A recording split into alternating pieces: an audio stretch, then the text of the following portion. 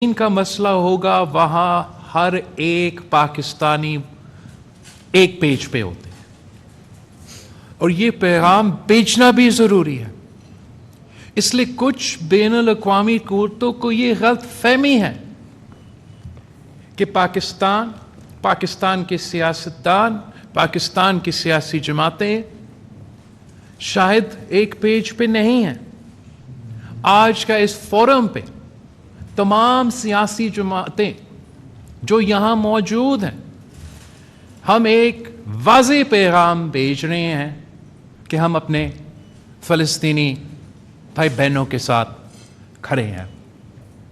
اس کے ساتھ ساتھ جو وزیر اعظم نے اقوام متحدہ میں ہم سب کا، ہر پاکستانی کا نمائندگی کرتے ہوئے اسرائیل کی یا آکیوپائڈ فورسز کی جو قیادت ہے اس کا تقریر کو بوائیکاٹ کیا. نہ صرف بوائیکاٹ کیا مگر جو بوائیکاٹ تھا باقاعدہ اس کو لیڈ کیا. میں سمجھتا ہوں وہ وزیر اعظم صاحب کا ایک بہت بہادر فیصلہ تھا اور جو اصل معنوں میں پاکستان کی عوام کا، ہمارا خارجہ پالیسی سے جو امید تھا آپ نے اس دن، وہ اس پہ پورے اتر آئے. جناب وزیر اعظم، آپ کے لیے، آپ کا وزیر خارجہ کے لیے ایک بہت بڑا چیلنج سامنے ہے. ہم سب آپ کو، ساری سیاسی جماعتوں جو یہاں موجود ہیں، ہمارا پورا تعاون آپ کے ساتھ ہے.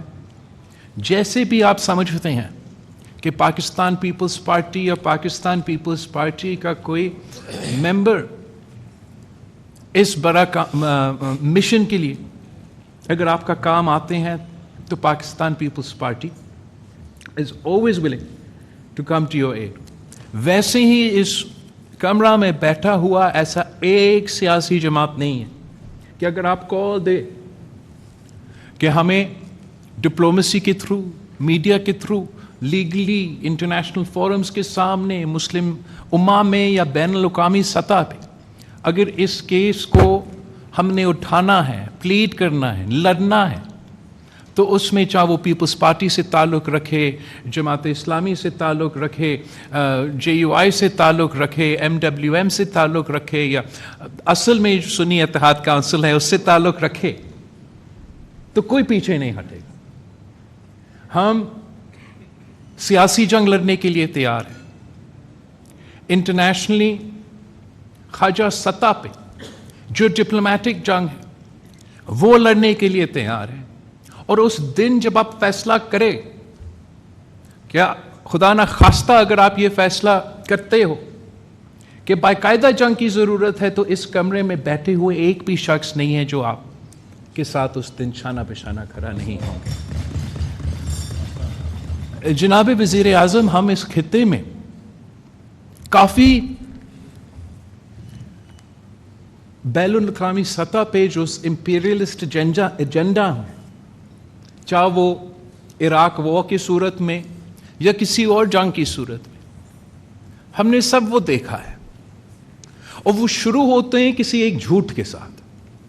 یاد ہوگا کہ جب عراق وار کو کرنا ہی تھا تو WMDs کا کہانی اس دفعہ اکتوبر 7 کو ایسے پیش کیا جاتا ہے کہ ایک دن فلسطین کے عوام، پہلے امن تھا، پہلے سکون تھا، ایک دن فلسطین کے عوام جاگ اٹھے اور یہ فیصلے کیے کہ انہوں نے مقبوضہ یا آکیوپیشن فورسز پہ حملہ کرنا. ایسا نہیں ہوا. 3 4 نسلیں نے اپنا آزادی کا جنگ لڑی. پوری دنیا ایک طرف اور نہتے معصوم فلسطینی بچے، بزرگ دوسری طرف. اس دن پہ جیسے جنگ پہ ہوتا ہے، جب جنگ لڑا جاتا ہے تو اس قسم کے آپ کو واقعات سے گزرنا پڑتا ہے. پوری دنیا نے دیکھا. ہاسٹیجز کو ایک بہت بڑا ایشو بنا دیا گیا اور ہم سب چاہتے ہیں کہ کہیں دنیا کے کسی ایک کونے میں ایک بھی ہاسٹیج نہ ہو. لیکن آج جب ہم یہاں بیٹھے ہیں اور ہم کہتے ہیں کہ سارے ہاسٹیجز کو آزاد ہونا چاہیے، تو اس کا مطلب یہ کہ اکتوبر 7 کے بعد جو ہاسٹیجز ہے چلے وہ بھی، مگر ان کے ساتھ ساتھ جو بچے، جو بوڑھے، جو 3 4 نسلوں کے لیے اب اسرائیلی ریاست نے یرغمال رکھ کے ان کے جیلز میں ان بچوں کے ساتھ اور ان قیدین کے ساتھ جو ظلم کر رہے ہیں، تو جہاں ہاسٹیجز کی بات ہو تو ان کا بھی بات اور ان کا بھی ذکر کریں. اور اگر اکتوبر 7 کے بعد جو اسرائیل کی ظلم ہے اس کے پیچھے ان کی ذہن میں کوئی ایسا خواہش ہے کہ انہوں نے ہاسٹیجز کو آزاد کرنا ہے، تو میں پوچھتا ہوں کہ آج تک انہوں نے کتنے اپنے اسرائیل کے ہاسٹیجز بطور ان کے آزاد کیے، اور ان کے حملے کی وجہ سے کتنے اسرائیل کا سو کال ہاسٹیجز کو ان کے اپنے بم دھماکے میں وہ فوت ہوئے. میں پوچھتا ہوں کہ اگر آج بھی یہ جنگ کے پیچھے وہ اکتوبر 7 کے ہاسٹیجز ہیں، تو ہمیں بتایا جائے کہ کتنے ہاسٹیجز یمن میں موجود ہے، کتنے ہاسٹیجز لبنان میں موجود ہے، کتنے اسرائیلی ہاسٹیجز ایران میں موجود ہے. یہ اکتوبر 7 اور ہاسٹیجز کا جو ان کی مگرمچھ کے آنسو وہ بہتے ہیں،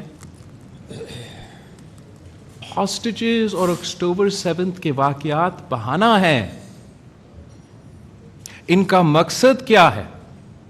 مقصد اب صرف یہ نہیں کہ پورا کا پورا فلسطین پہ قبضہ کرنا ہے، مقصد یہ صرف نہیں کہ غزہ پہ اور ویسٹ بینک پہ نشل کشی کرنا ہے، وجہ یہ بھی ہے کہ لیبنان پہ بھی قبضہ کرنا ہے، وجہ یہ بھی ہے کہ ایجپٹ پہ قبضہ کرنا ہے.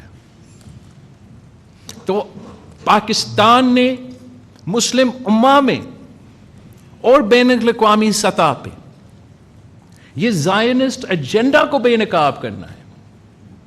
ہم نے ان کا جو سازش ہے وہ آج سے بے نقاب کرنا ہے، اور نہ صرف مسلم امہ کے ساتھ کھڑے ہو کے، مگر اس فورم پہ میں اپریشیٹ کرنا چاہوں گا. ہم اکثر دنیا کو ایسے دیکھتے ہیں کہ مسلم ممالک اور غیر مسلم ممالک، مگر میں آپ کو بتاؤں وزیر اعظم صاحب، چاہے امریکہ کا پالیسی جو بھی ہو، چاہے برطانیہ کا ریاست کا پالیسی جو بھی ہو، اکثریت جو امریکہ کا عوام ہے، برطانیہ کے عوام ہے، وہ بھی فلسطین کے عوام کے ساتھ کھڑے ہیں. اصل میں یہ دنیا کو ہم ایسے دیکھتے ہیں کہ مسلم اور غیر مسلم. میں وزیر اعظم صاحب ان غیر مسلم ممالک کو سلام پیش کرنا چاہوں گا، جیسے کہ اسپین، جیسے کہ ساؤتھ افریقہ، جنہوں نے ایک مورل پرنسپل سٹانس لیا ہے امپیریلزم کے خلاف، کولونیلزم کے خلاف، اپارٹائڈ کے خلاف، جینوسائڈ کے خلاف. ساؤتھ افریقہ کہتے ہیں کہ ہمارے ہاں اپارٹائڈ تھا. ہمیں پتا ہے کہ اگر دنیا میں کہیں اپارٹائڈ ہو رہا ہے، اور وہ آپ کے فلسطین کے بھائیوں اور بہنوں کے ساتھ کھڑے ہیں. میں آج وزیر اعظم پاکستان اور صدر پاکستان کا شکر گزار ہوں کہ ہمارے اپنے جتنے بھی مسائل بھی ہوں، آج پوری دنیا ہماری یکجہتی دیکھ رہی ہے. اور میں امید رکھتا ہوں وزیر اعظم صاحب کہ ہمارا ریزولوشن کے ساتھ ساتھ آپ ایک ہائی پاورڈ کمیٹی بنائیں گے، جس میں آپ کو، اگر آپ سمجھے میرے جماعت سے کوئی ممبر کی ضرورت ہے، آپ ان کو رسپانسبلٹی. دوسری جماعتیں یہاں بیٹھے ہیں، they are more than willing to join your cause. آپ ان کو باقاعدہ اس کام کے لیے آفیشلی ڈیزگنیٹ کریں. ان کو ہمارا ایمبیسڈرز ٹو پیلسٹائن کا نوٹیفیکیشن نکالیں.